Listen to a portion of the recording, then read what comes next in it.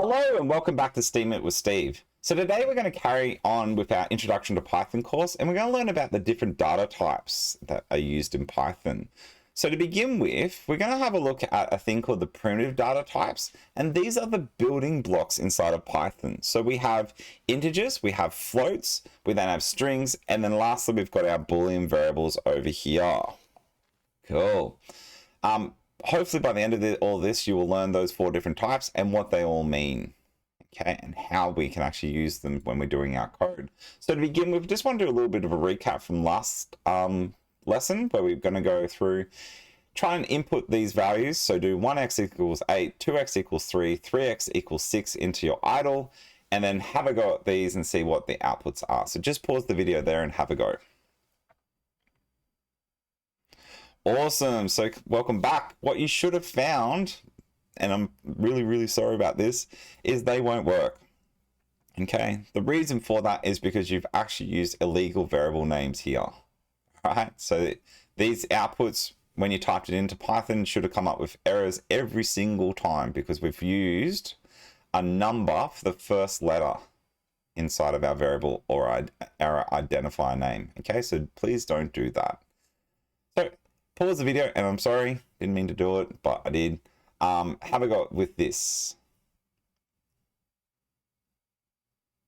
Fantastic, welcome back. So what we should find, let's just open up a copy of idle here. And I'll shrink that down, move it over here.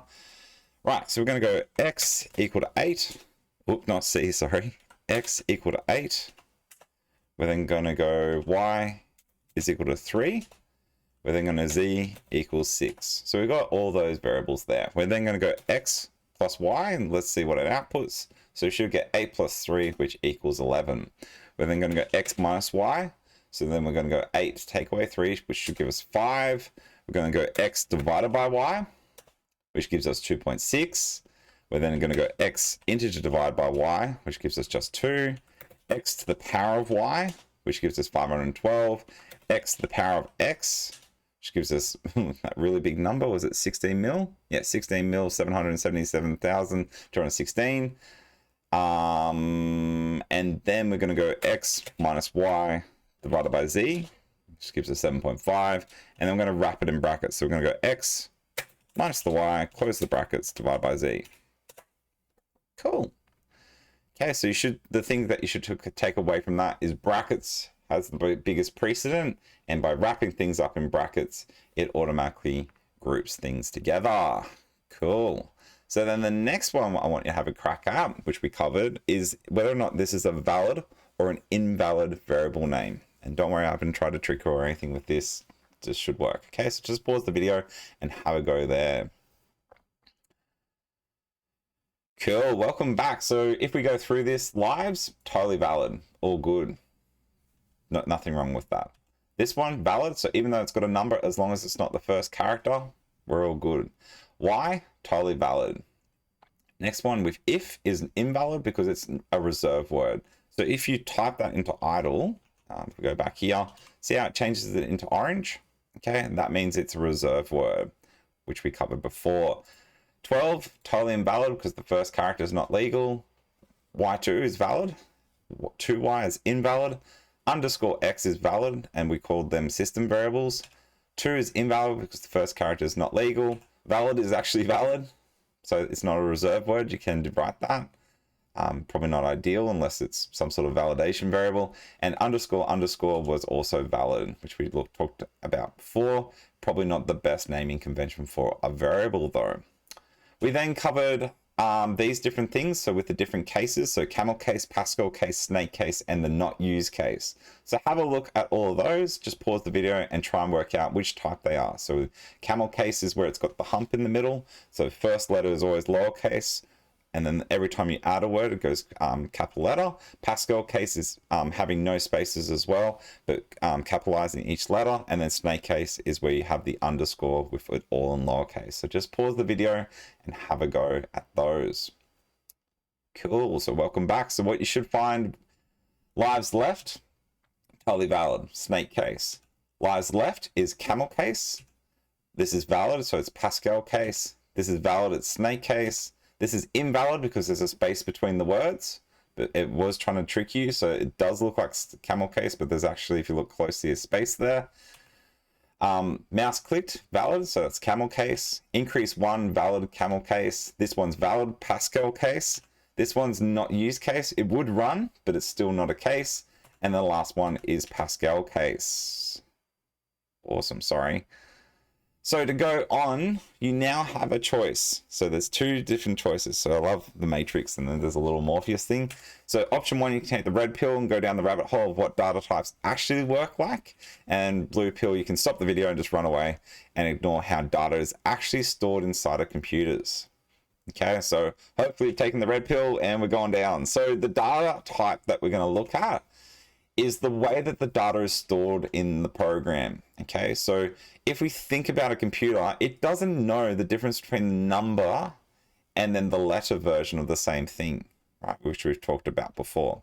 So the computer just does not understand between the difference between the number 1, 2, 3, 4 and then the set of characters 1, 2, 3, 4. And they both have different properties, right?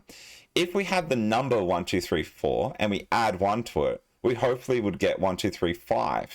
Okay. If we had the string or the characters 1, 2, 3, 4 and we add 1 to it, doesn't quite make sense, does it? Because it's understanding it as the word once we put those quotation marks around it. So therefore, we need to know what data type it's been stored as. Okay. And there's different data types that are available. In Python, we're going to focus on the first 4 and we're going to go from there. Okay. So to begin, this is what memory actually looks like in Python. Okay, so this is sort of what a visual representation of how your computer works. And when it's running, basically the blue dots means that something's been put into that bit, right? And then when it's open, it means that there's nothing there, okay? And what happens is we want to make sure that we've only got a limited amount of memory. So even if we buy the biggest, most expensive gaming rig out there, it's only got a limited amount of memory. So eventually you will fill it all up. So we need to understand that memory is precious, and we take our time as we're looking into each bit that we're looking inside of this, okay? So if we think about this, if we had this image here, which is me when I used to do the Unicode challenge, this is efficient. So inside this box of memory that I've been allocated to, all good. Picture fits in it. It's actually a little bit over extra bit of memory, right? But it's efficient. It's reasonable. It's not inefficient. You can then do something like this where you've been inefficient, right? And the reason you've been inefficient is you've allocated too much memory. So you've only got a limited amount of memory, but you only needed this amount because the picture is only this big. It's not efficient, right? And then the other way is we could blow up the image, make it too big, and then it doesn't fit inside the box. So this means that there's not enough memory allocated inside of it. So this is what data types do. It actually makes these little buckets of memory inside of your computer, right? So it goes, there's going to be a string, okay? It needs this amount of words. So if we're going to write the word hello world, it needs this many bits, right? If we're going to put the variable true, it's not that complex. It's only true or false. It's either on or off. It's really, really, really, really, really small. So it only needs this amount. We're going to write false. Same again. Doesn't need that much. We're going to store another true or false. They need to be like that. If we're just going to put the character S, that's 1 byte because it's only 1 letter. If we're going to store the number 1, is it the numeric version or is it the string version? The 0, the 7, the word chicken, false, hendo, all these things, the number for pi, if we stored that in, it would be a little bit more complex, wouldn't it? Okay, so what we need to do is maximize our efficiency by minimizing how much memory that we're going to use in our computer when we're storing these things. Okay, so as you add in variables or identifiers, it keeps adding things into the memory, which is super important that we know how much memory actually have to allocate to that particular thing. So how do we actually measure memory in a computer? And there's 2 different types. So you might have, if you've been a bit of a gamer and you've had different graphics cards, you might have heard about bytes. And then the other side of that is the bits. Okay, now they're totally interrelated with each other. Okay, so you're going to hear the thing bits, and then you're going to hear the other one, which is bytes. a bit basically means on and off. A byte isn't an apple, but I just put in there for the lols, is a group of bits. So a byte is basically 8 bits, which I've kind of alluded before when we looked at ASCII. Okay. So with a bit, it's the basic, most smallest unit of measurement when we look at computer science. Okay. So it either has the value of either on or off. So true, false, 0, or 1. Okay, and we commonly show this with our ones and zeros, right? Which is the binary code that we've talked about before. And that's why we learnt about how binary numbers work, because this is the fundamental part of a computer, right? Cool. So there's a bit of a recap video if you want to watch. I'll put a link in the video down below that goes through how binary number systems work. Okay, or you can check the video that I've done before. The other one then is bytes. So a byte is 8 bits of data, okay? And it can represent a number from 0 to 255. This byte actually represents what the character A looks like in ASCII, okay? Which we talked about before when you changed your name in the previous course, right? So this byte, 01100001, is actually quite a big number, right? Because if we think about it, this is the ones column, the twos, the fours, the eights, 16s, 32s, 64s, and the 128. So I have 64 plus 32 plus 1, okay, which is actually 97. So this is the binary form of the number 97, okay? So there's your twos, because remember base 2 works like that. So what happens then is you have one lot of 2 or one lot of 1. You have no 2s, no 4s, no 8s, no 16s, no 32s. Oh, sorry, 132, 164, and then no 128. That all adds up to 97. Right? So what happens is the computer understands this, but humans like it when you group things together. It makes it easier for us to read. So if we only did bits, do you see we'd only have 2 options? Whereas when we do it in groups of bytes, what happens is we've got options. We've got 0 to 255 different choices to make in that group of a byte. Okay, so it's one of the most common used terms inside of computer science is the byte. Okay, the next thing then is we actually have groups of bytes. Okay, so this is the size of bytes. Now, if you've done any measurement in science, so you might have done, you know, meters, grams, liters, all those type of things, it works exactly the same thing. So my question to you is, how many meters are there in a kilometer, right? And for those that have done a bit of math, should remember that it's 1,000 meters. How many grams are there in a kilogram? Again, 1,000, because that's what kilo means. The joke I always give my kids when teaching this is how many schwocktars are there in a kilo schwocktar, right? And it's 1,000 schwocktars. So even if you don't know what a schwocktar is, which I have totally made up, you understand what the prefix means, which is what kilo stands for. So how many bytes are there in a kilobyte is exactly the same thing. So it's 1,000 bytes.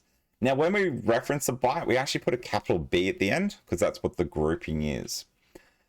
Okay, and then here's a little mud map of some of the examples. So you'll see byte, kilobyte, megabyte, gigabyte, and then terabyte. Right? So kilobyte is what sort of the older computers back in the 80s sort of started using. And then when we get to the 90s, we started being more into the megabytes. I remember getting a 200 megabyte hard disk and was over the moon. And then a gigabyte, which is then 1,000 more than that. And then a terabyte, which is 1,000 more. So if you ever get stuck, basically if you remember kilo, mega, giga, tera, it actually just goes up by groups of 1,000. Okay. Now there was an older system which actually did this a little bit more confusing, where they did it in groups of 2. Some graphics cards, well, sorry, all graphics cards pretty much still use that as a base, but that actually got made redundant a couple of years ago. Okay, so to make it easier for everyone, just use this system where it's in groups of 10.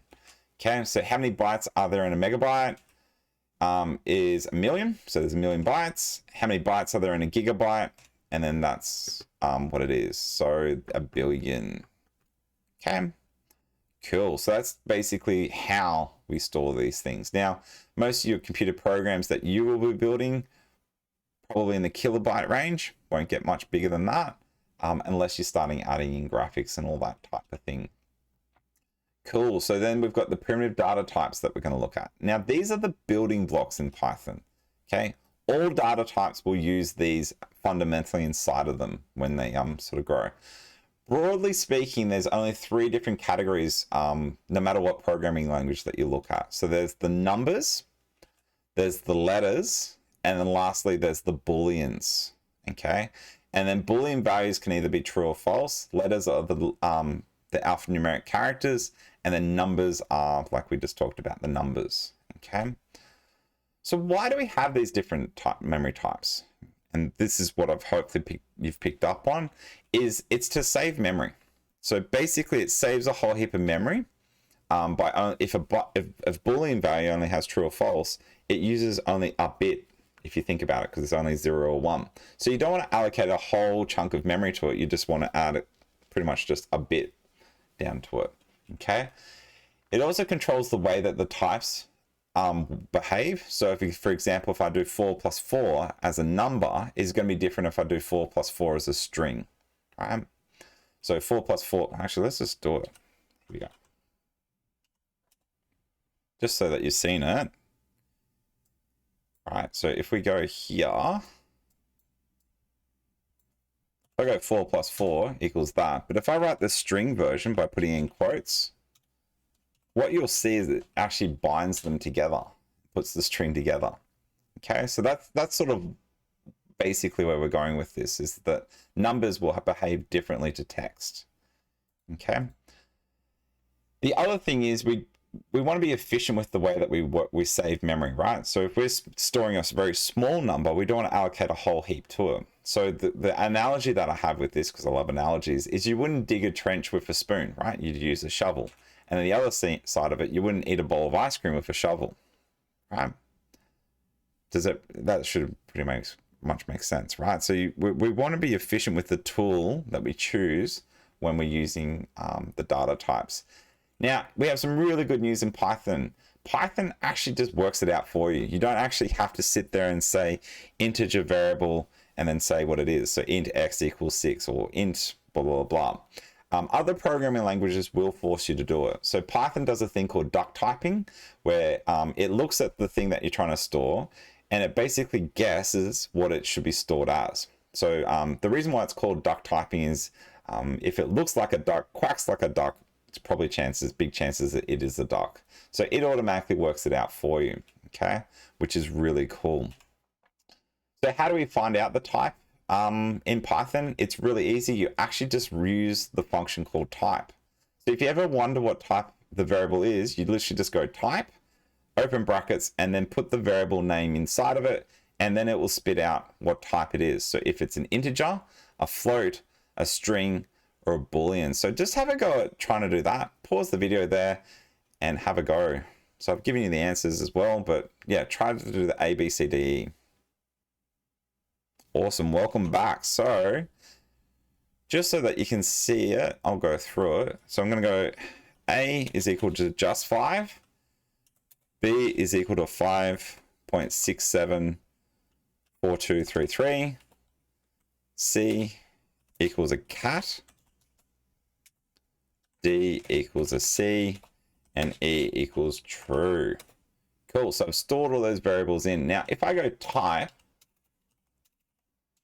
right, and actually you should see how it changed purple, just like what when we type print, it changes purple. It means a special function's been used.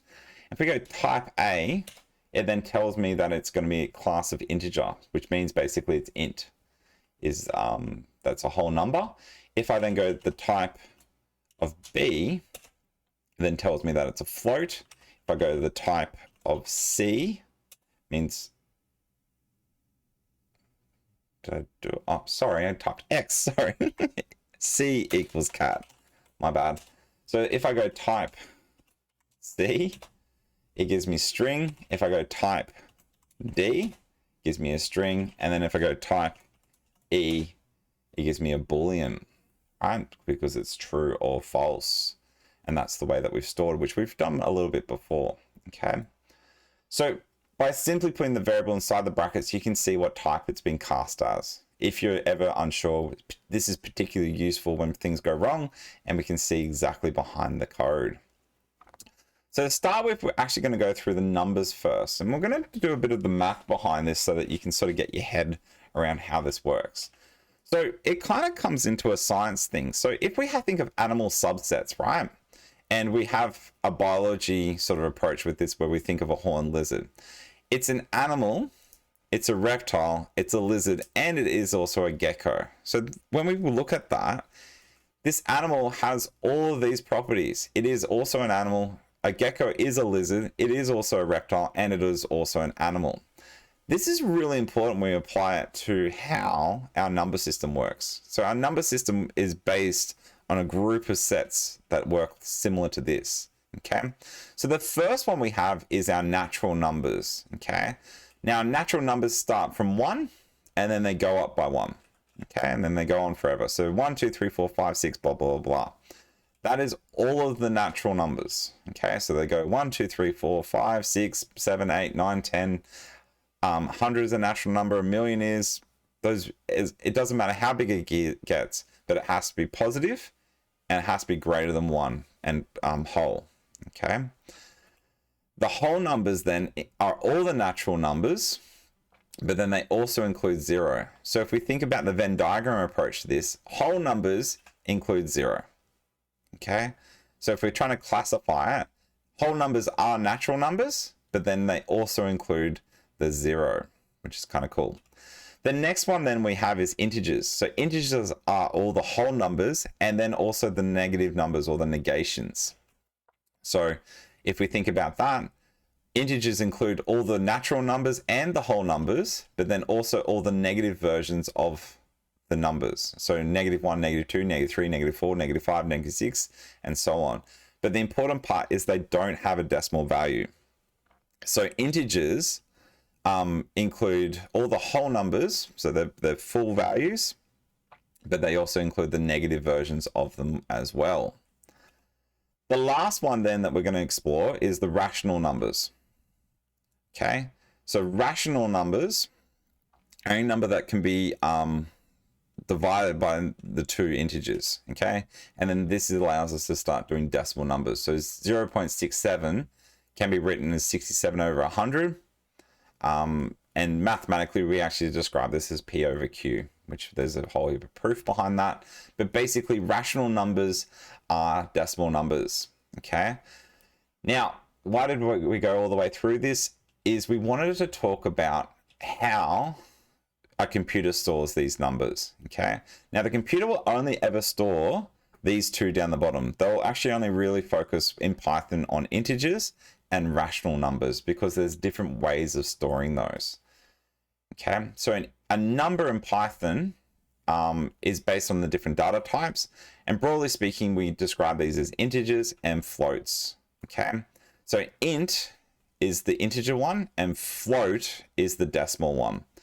And the reason we do that is it's more memory efficient. So if we want to store a real complicated decimal number, we use a float, which allocates a certain amount of memory. And then if we want to store an integer, we use the int type. Okay. So have a go at this. What I want you to do is use the print command, and you can put as many variables as you like inside the brackets separated by comma.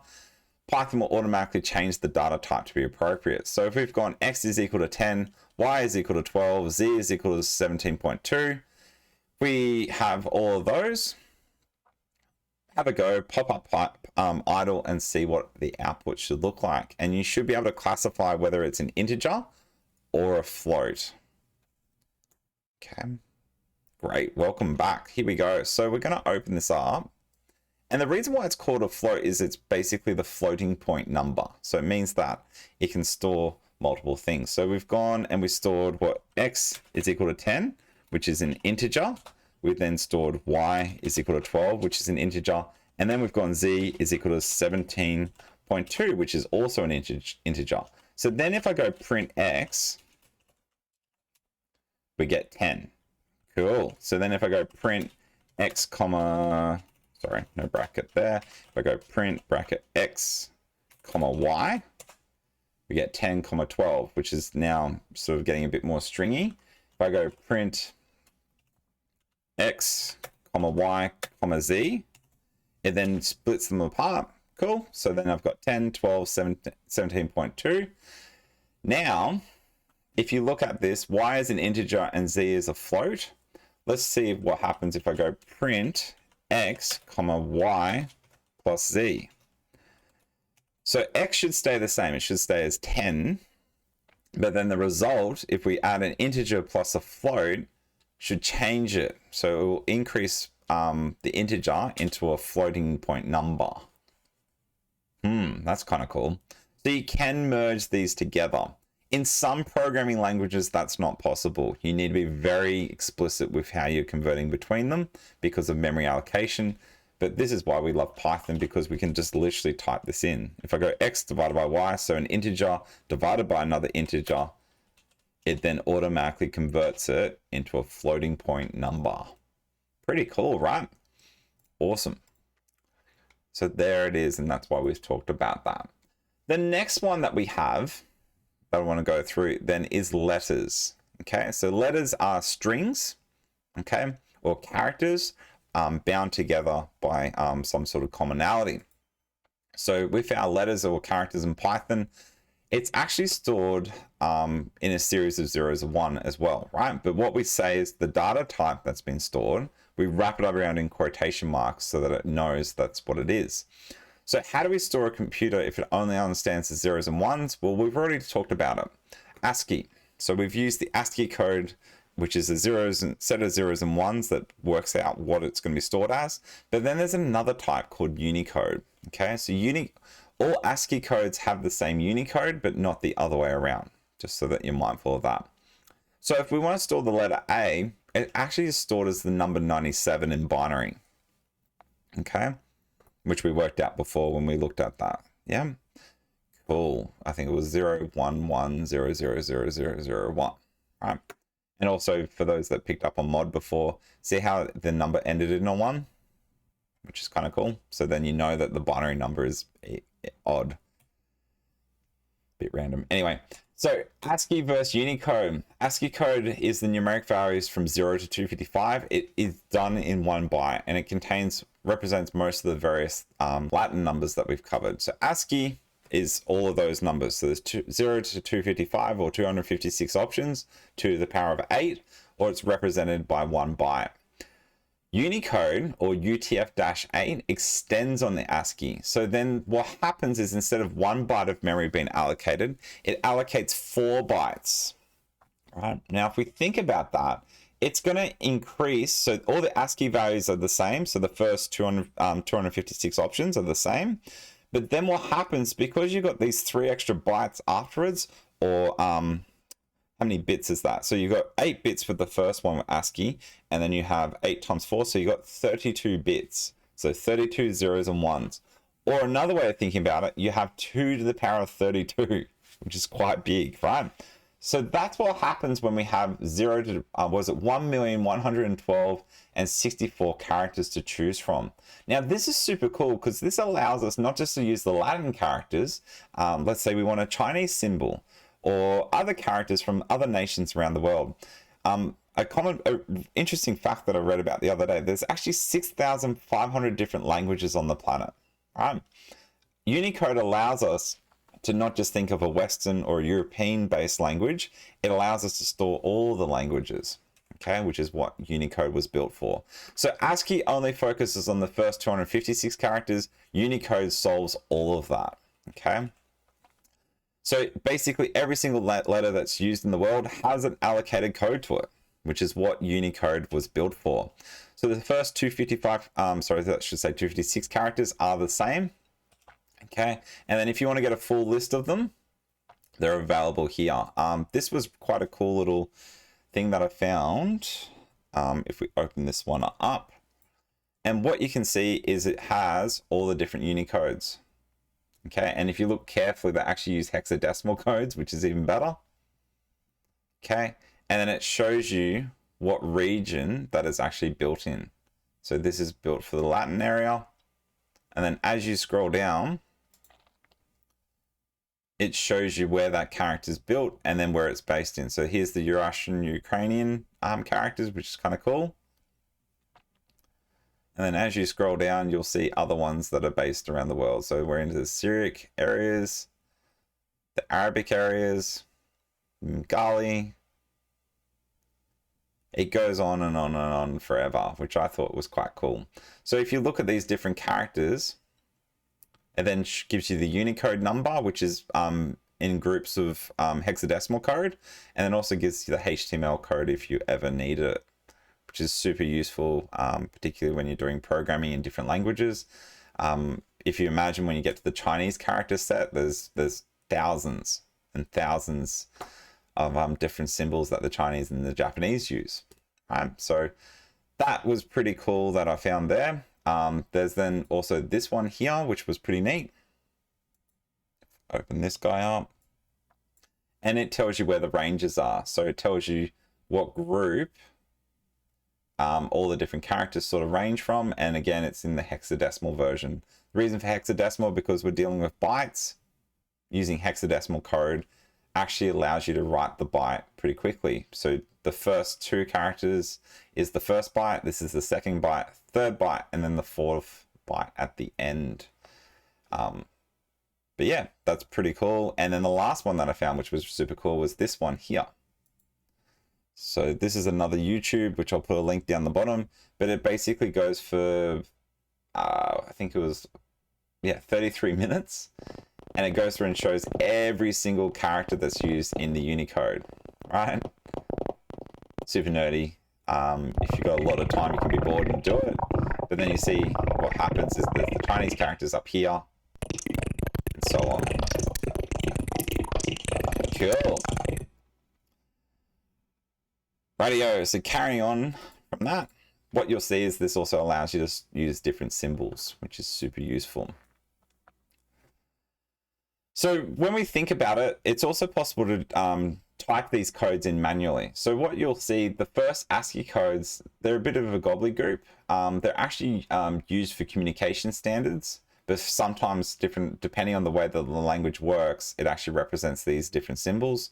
So you got the left arrow, the right arrow, the up, the down, and it's not until we get to probably about 33 that we start, 32, where we get space, that it starts becoming a bit more useful. So you got the numbers, then you've got the punctuation marks with the @ symbol as well. Then you've got all your capital letters. And then for some reason they go into the brackets. So you got brackets, / bracket, ampersand, underscore, tilde, and then a. So a common thing that computer science quizzes usually try to mess with students is that it's not just a 65, which represents capital A, plus 26. For some reason, they threw these guys in the mix just to mess with people. But yeah, basically then A is there. And then you've got your brackets. And then you've even got your delete. Okay. Something cool, just to show you. I was testing this before if it still worked. You can actually you can press on Windows the Alt key and type in the Unicode or the ASCII code and get different characters. So if you hold down the, let's say I want to get 90 A. If I hold down the Alt key, type in 97 and then release the Alt key, it gives me an A. Okay, and then if I want to get a B, I can press the Alt key, then 98, and then B, 99, right, 64 gives me the @ symbol, right? And then you can type in bigger numbers. So was, I don't know, let's go 2,456, right? And then you get the Unicode equivalent of whatever language that is, which is kind of cool. So you'll see some gamers will do this, particularly when they run out of characters, because if we go to the other end of ASCII, you'll see that you can get something that looks like an A, but it's got little dabs, zeros, and commas on top of it. So if I do 133, Alt 133, I get the A, right? Which is kind of cool. So for example, say there was a game where I wanted to get the word Superman, I can still get it by writing that in and getting my character to be called that, which is kind of cool. Okay, so these are all the ASCII characters that are stored up to 255. Okay, so the other thing that you might see, this is kind of cool. This is a bit of ASCII art. So if you look really careful, it says Mona Lisa, Mona Lisa. which is pretty neat. So they've actually made a bit of art out of that. And there's a whole sort of branch of underground computer scientists that love making artwork like this. So a character is a data structure that is known as a string. That's the way that we store our characters in Python. Now, some languages have a data structure called a character, which is just individual characters. But a string is when you bind these characters together. So when you got one or more characters, we call that a string in Python. Okay. And it stores one or more characters and it binds it all together. Right. So with our letters and words, Python uses the string type to store strings of individual characters together. And when it's string stored, we basically put double quotation marks or single quotes. Now, if you're doing a single letter, usually use, by convention as computer scientists, use the single quote. If you're using a longer than one character, you put double quotes in. Okay. So for example, if we put hello world, we put double quotes around that. Okay. If we wanted to store the string version of 3, we have to put quotes around it. So if we don't want to do it in the numeric version, but we want to output it to our game or text box or whatever it is, we must write that with quotation marks around it. Now, I always think of it like this. So I think of those party symbols that you see where they've got the individual characters, and then the string is what's going through and then binding those individual ASCII or Unicode characters together. Okay. So that's another way of thinking about it when you're looking at that. Okay. So hopefully that's worked for you. So have a pause of the video here, have a go at that. What I want you to do is go x is equal to 5 and print out what happens with these following outputs in Python. So we can see the difference between the letters and numbers. So just pause the video and have a go. Awesome, welcome back. So I'm just going to open up idle again. Right, and we're going to go x is equal to 5. And then what we're going to do is we're going to go print x inside of quotation marks. So this is the string representation. Now, as I type that in, see how it's changed it to green? So any strings basically will change to green when you type them in. So if I go print x, it outputs x. If I go print x with single quotes, it should also work. Awesome. That will work technically if I write in more complex words. So if I go hello world, that will print out as well. But by convention, we like writing with double quotes when we write longer strings than a single character. If I then go print x without the quotes, it will print out 5 because that's what's been stored inside the variable name x. Okay, so because it doesn't have quotation marks around it, it tries to find where x has been stored. If I then go print x in quotation marks plus 1, close the quotation marks, it prints out exactly that bit of string. If I then go print bracket x quotation marks plus 1, you should be able to pick up that the string part is this string. And because a string was written first, it's going to freak out. So it's going to have 2 different data types and go, well, hang on, plus 1 means an integer. I don't know what to do with that. You can't merge me together. If you do the same again with single quotes, same problem, right? So it's trying to merge a string and an integer together, and they just don't play well together. Okay. And then the last one, if we go print x plus 1, that will work with a number. Now, if you wanted to merge x and 1 together to make the string x1, you could do it. So you could do something like this, x, but then you would have to write the string version of the number 1, which would be 1. Cool. Awesome. So hopefully that's worked out for you in that. So then if we go on to the next bit, we've got the last data type, which is the Boolean type. So Boolean is super simple. It's literally true or false. There's no in between on this guy. So it's literally just the truth, which is super awesome. Computer scientists love this data type because it's pretty comforting. There isn't that much ambiguity. It's either this or it's not. There is no maybe. Okay, so Python uses the Boolean data type for logical statements. So it's named after a dude called George Boole, And he defined the algebraic system of logic in the mid-19th century. So this is even before computers even existed. And it's pretty much the fundamentals of all the computer circuitry that he's built and built on his work. Boolean can only ever have two values, okay? So Boolean can either be true or it can be false. There is no maybe. It's just that or that, okay? And it's the simplest data type. It's literally a bit. So it's either 0 for false or 1 for true. So we'll use the Boolean data type for all the different control structures that we're going to cover in the coming weeks. It's super useful for all the logic that we're going to work out later down the track. Cool. So we're going to make this little program here just to test some of the skills that we've done so far. So we're going to make pi is equal to 3.14159. We're then going to print pi, the string version, is comma pi, which should output that. And then what we're going to do is or 3.14 for short. So let's just open up idle. So we're going to store this in. So we're going to go pi is equal to 3.14159. We're then going to go print quotation marks pi space equals, and see how it's changed to green, comma pi. So each time you put a comma in, it separates the different parts. So we've done a string first, comma, and then pi, and then we get that. Then we could make a little bit of the program to do something like this. So or, comma, 3.14, comma,